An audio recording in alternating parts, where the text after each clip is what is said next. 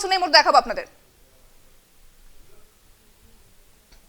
Of the RG Kar Medical College, the principal of the said college, and the HOD of the chess department of the said college, right? Said medical college.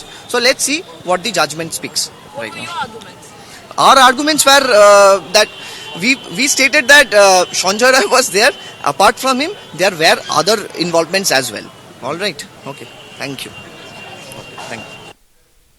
আমি আবারও চলে যাব শুভঙ্করের কাছে। শুভঙ্কর,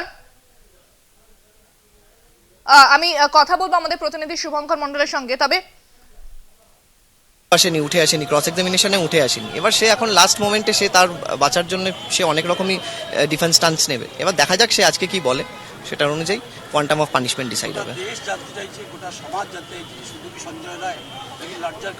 দেখুন, larger conspiracy নিয়ে আপনি যে প্রশ্নটা করছেন, এই ধরনের মানে এটা রিলেটেড আমাদের রিটেন নোটস অফ আর্গুমেন্ট এবং ওরাল আর্গুমেন্টে আমরা লার্জার কোর্টকে বলেছি।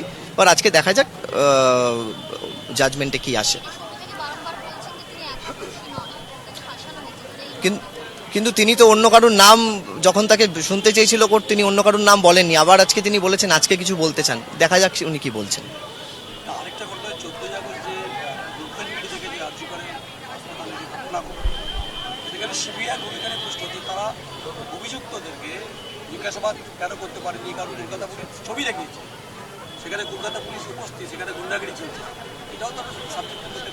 দেখুন, এই পার্টটা এই মামলার সাথে ট্যাগড নয়। এই পার্টিকুলার মামলার সাথে যেহেতু ট্যাগড নয়, তো এই পার্টটা নিয়ে কিছু কমেন্ট করাটা separate cause of action, separate অন্য মামলা ওটা, ঠিক আছে? ওই পার্টটা নিয়ে কোনো কমেন্ট। Thank you.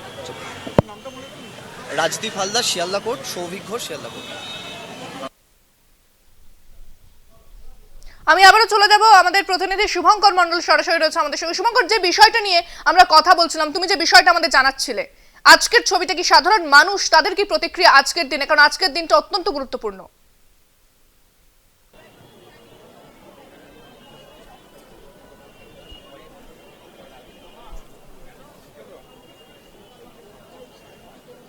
দেখো, তোমায় জানিয়ে রাখি যে শিয়ালদা আদালত চত্বরের বাইরের ছবিটা যদি বলি, তাহলে কিন্তু এখানে কোনো জটলা বা জমায়েত পুলিশ এখানে করতে দিচ্ছে না।